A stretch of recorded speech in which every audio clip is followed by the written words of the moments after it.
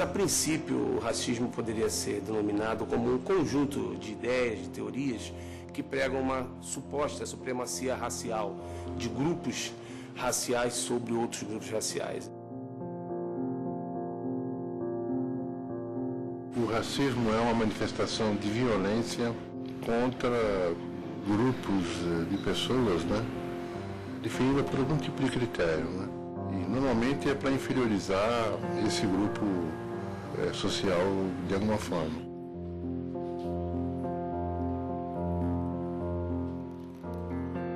No caso do Brasil, o racismo é contra a população negra, né?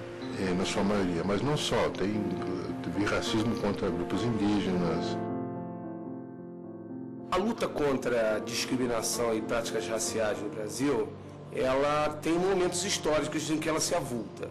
Eu poderia dizer assim que o marco zero, se é que se pode dizer, seria a abolição formal da escravatura com a edição da Lei Áurea. E que com isso também começam a surgir as primeiras reivindicações para a melhoria social dos ex-escravos. A Constituição da República de 1891, por exemplo, é clara em declarar a igualdade de todos perante a lei. Esse, eu acho que é o grande marco que a sociedade brasileira exige no plano legislativo para começar a lutar contra o racismo, contra a discriminação. Já nos anos 30, já se proíbe a prática da discriminação. Já depois, nos anos 40, a igualdade de todos terem salário igual, inclusive, né, impedindo-se o critério racial, é clara. Embora as constituições anteriores falavam em igualdade entre as pessoas, mas não havia nenhum dispositivo no Código Penal em relação à discriminação ou preconceito. Foi então criada a chamada Lei Afonso Arinos, mediante a qual se considerava que os atos, hoje, né, considerados de racismo e de discriminação, seriam punidos como contravenção penal. Ela surge a partir de uma pressão do movimento negro junto ao Congresso Nacional. A grande mudança passou a ocorrer a partir dos anos 70, que começaram a bater firme na Lei Afonso Arinos e ela deixar de ser uma contravenção a passar a ser um crime. Isso vai refletir em 88, quando a Constituição passa a criminalizar o ato do racismo. Daí você, por exemplo, no campo penal tem a Lei K.O., que vem regulamentar a ideia de que a determinação de que o crime de racismo é inafiançável e imprescritível. Então, por exemplo, xingar alguém por motivo racial, agredir alguém por esse mesmo motivo, negar acesso à hospedagem, negar a você, por exemplo, fazer uma compra. O racismo, ou seja, não precisa ter fala, não precisa ter expressão. Ele se dá, os mais pesados são de forma indireta. A instituição faz aquilo e você só sofre o racismo e não está sabendo. Há uma certa confusão a respeito de palavras que estão juntas, como discriminação e preconceito. Preconceito é a ideia que está dentro da pessoa. Aliás, sobre isso não há nada a ser feito, inclusive juridicamente, porque está dentro do âmbito privado, dentro do âmbito interno. É a exteriorização dessa sua concepção sobre as pessoas, enfim, sobre o mundo, que deve ser, né, socialmente controlada, devido aos efeitos nefastos que ela causa.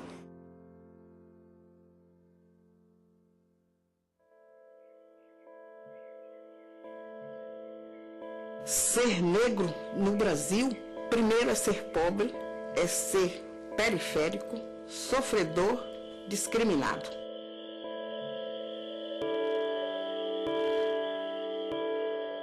Eu nasci na Avenida Carmozina, aqui em Salvador.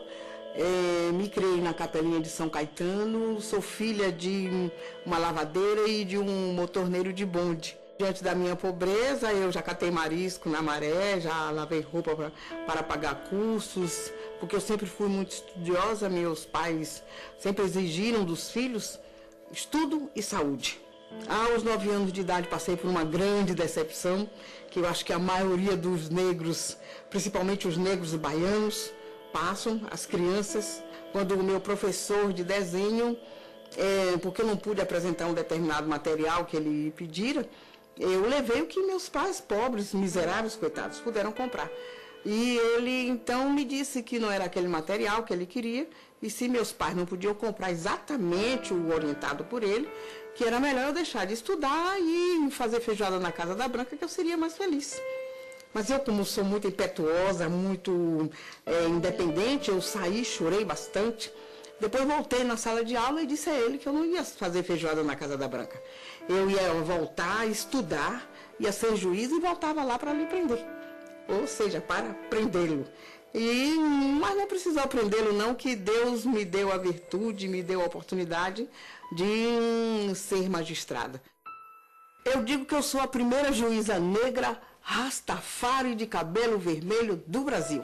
Também foi que prolatei a primeira sentença, fazendo menção, fazendo referência à discriminação racial neste país. Uma senhora, uma doméstica, ela foi a um determinado supermercado, prefiro não citar o nome. Quando ela foi sair, um funcionário deste supermercado mandou que ela parasse, porque ele precisava averiguar a bolsa, porque ela tinha colocado dentro da bolsa um frango congelado e um sabonete.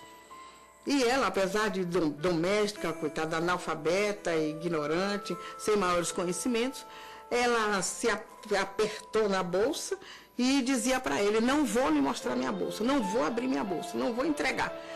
Só entrego se você chamar a polícia.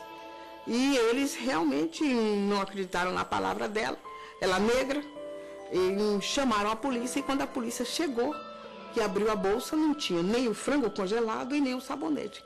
E eu não sei se para sorte dela ou não, ou sorte minha, também não sei, este processo, na hora da distribuição, foi distribuído para mim. E na hora eu fiquei meio assustada, mas eu disse: não, eu tenho que levar a bom termo. E pesquisei, estudei bastante e prolatei a sentença. Hoje eu soube que esta sentença está divulgada nos Anais de Paris. Ela foi publicada também em um livro de um renomado jurista, Orlando Gomes. Então isso me deixa muito feliz, é sinal que eu trabalhei como deveria trabalhar. Eu já fui discriminada em todos os lugares, inclusive em plena mesa de audiência. Alguns advogados chegavam e perguntavam: cadê o juiz? Porque esperavam que fosse o juiz e não a juíza. E quando me viam mulher com este cabelo vermelho e a toga, não acreditavam.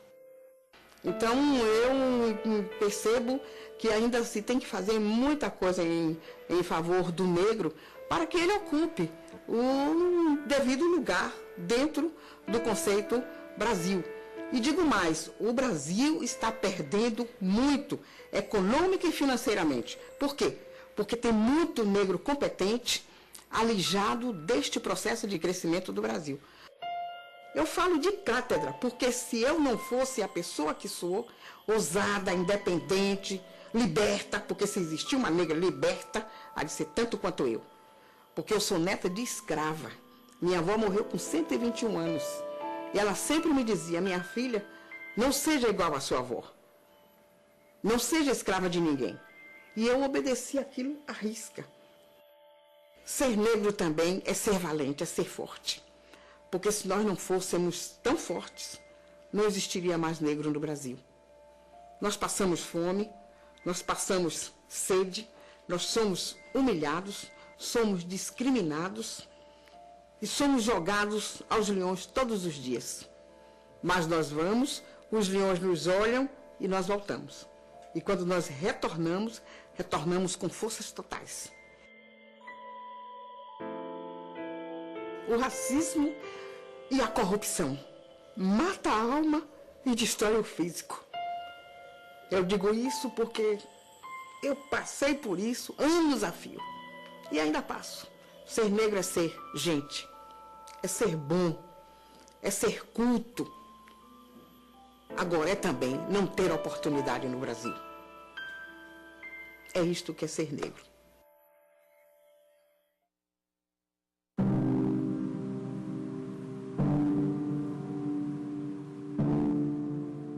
minha cliente, Marina Serafim, sofreu agressão por parte do médico psicanalista Dr. Everton Menezes.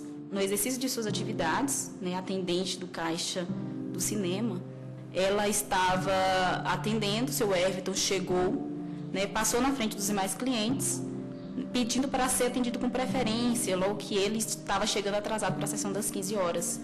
Ela não aceitou que ele passasse na frente dos demais clientes. Por quê? Porque os outros também assistiam a mesma sessão que ele. Diante disso, ele começou a proferir palavras de cunho injurioso e racial. Disse que ela não deveria estar ali, que ela deveria estar na África cuidando de macacos. Ela ficou muito triste com a situação, ficou abalada, começou a chorar. Os demais clientes, verificando a situação dela, advertiu a ele que ele não poderia fazer aquilo, que era crime, que era racismo. Ele saiu correndo pelo shopping e fugiu.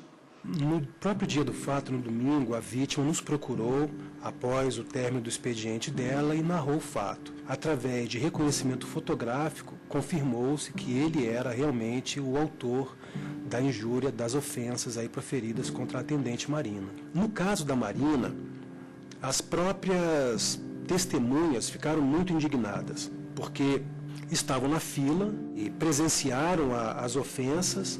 Uma das testemunhas nos disse que achou até que fosse uma brincadeira, tamanha a forma como se deu a ofensa, de uma maneira quase que caricata. Tanto a prova material quanto a testemunhal serviu aí para que o Ministério Público se convencesse da prática do ilícito e ofertasse a denúncia ao Poder Judiciário. No processo, ele foi denunciado pelos fatos típicos dispostos no artigo 143, parágrafo 3º do Código Penal e também no artigo 20 da Lei 7.716. No caso da Marina, o promotor de justiça que analisou a conduta praticada pelo médico entendeu que, além da injúria, que era voltada contra a honra subjetiva da Marina, ele também entendeu que houve a violação de toda uma etnia, de uma raça, através da conduta aí do médico Everton. A pena para o crime de injúria qualificada por discriminação é de 1 a 3 anos, de reclusão e multa. Nenhuma dessas testemunhas é de cor negra. É importante ressaltar isso, que é uma conduta que ela é reprovada por grande parte da população que prestou apoio ali moral à vítima nesse momento e foram contra o agressor e estimularam a vítima a procurar o Estado, procurar uma delegacia de polícia, narrar o fato para que o autor, o agressor, fosse responsabilizado criminalmente. E graças a essas testemunhas é que hoje ele está sendo processado, ele hoje figura como réu em um processo, exatamente porque houve essa iniciativa das pessoas que presenciaram esse ato de agressão contra a Marina.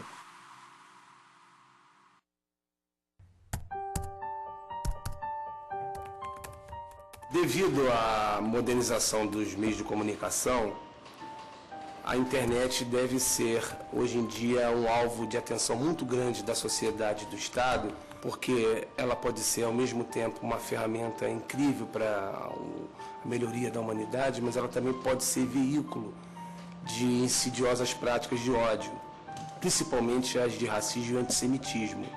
Tivemos agora uma estudante em São Paulo que criticou, praticou uma discriminação muito forte com os nordestinos e ela foi condenada. Naquela ocasião, em 31 de outubro de 2010, começaram a haver as divulgações a respeito dos resultados das eleições presidenciais e naquela ocasião uma garota, uma jovem estudante de Direito, estava acompanhando as notícias pela TV e fez uma avaliação do quadro político que se desenhava e fez um post numa rede social, no Twitter.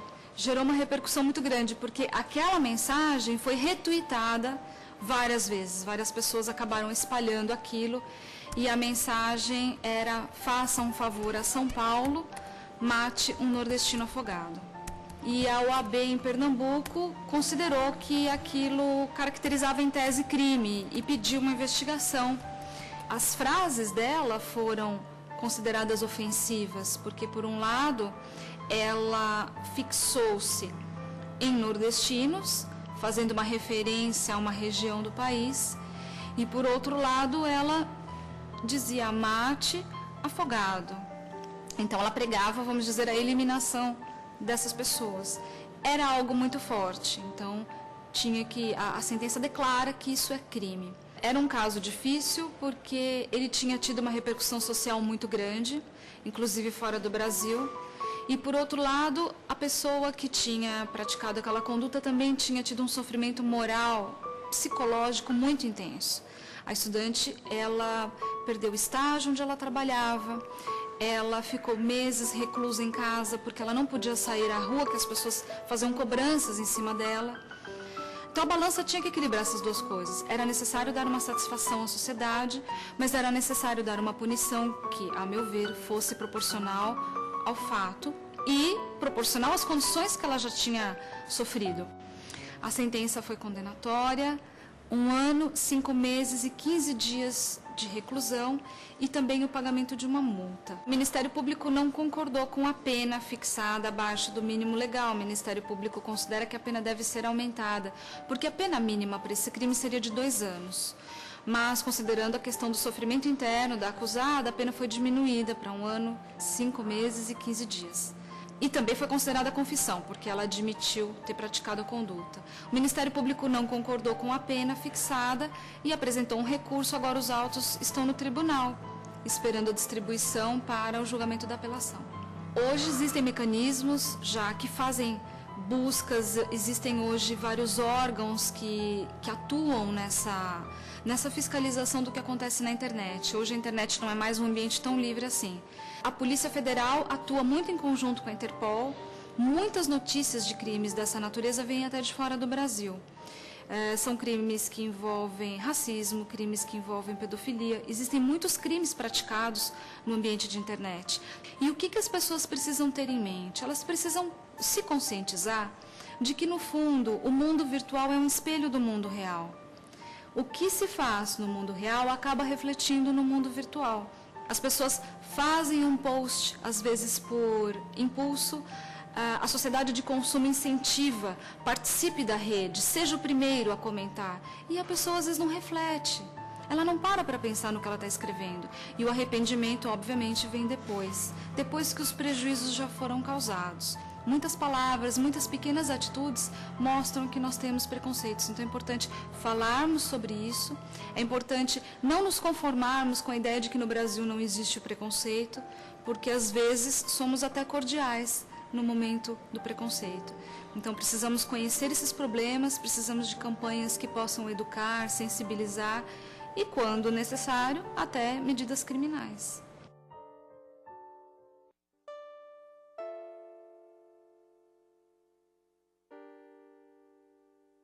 Eu acho que a grande diferença no campo da legislação, ela ocorre quando a gente começa a pautar as ações afirmativas. Há um deslocamento dessa discussão para penalizar o agressor, e a gente passa a discutir como é que a gente pode cobrir de direitos e de garantias as pessoas que são vítimas do racismo.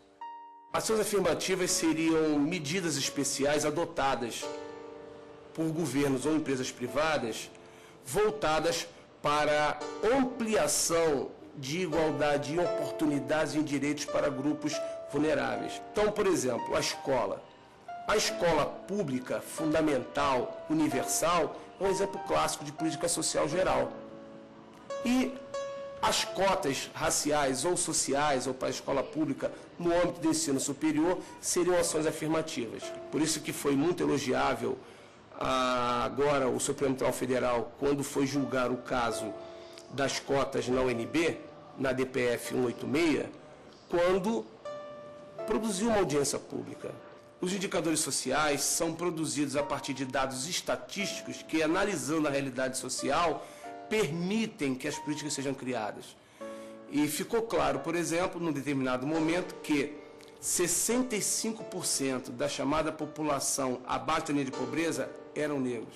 Hoje a escola pública está bem aquém da escola privada. Quando chega na hora de competir no vestibular, Claro que o negro não vai conseguir chegar lá. Nós conseguimos implementar aqui na Bahia, na UNEB, as cotas para os negros. No dia que eu vi este programa realmente implantado aqui, foi um dia de maior sucesso na minha vida.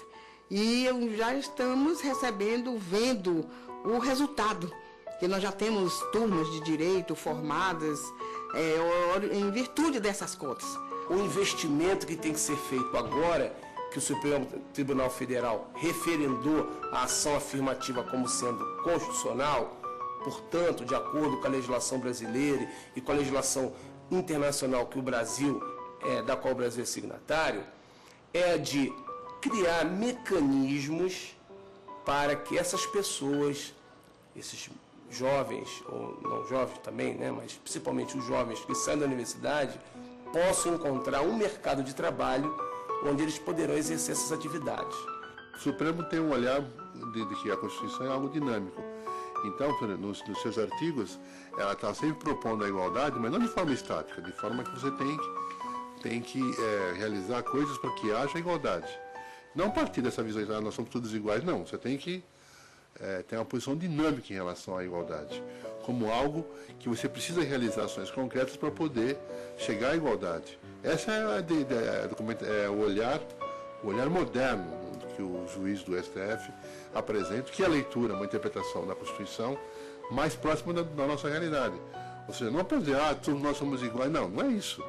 A igualdade está se colocando aí não de forma que nós temos que trabalhar, e trabalhar significa realizar ações, medidas especiais para você chegar à igualdade, e uma delas é a ação afirmativa. Neste contexto que eu acho que a justiça, inclusive, já está mais adiante. Dos três poderes, eu tenho certeza que o Poder Judiciário é o que tem colaborado muito, mas muito mesmo assim, em termos da inclusão do negro, da melhoria da qualidade de vida do negro.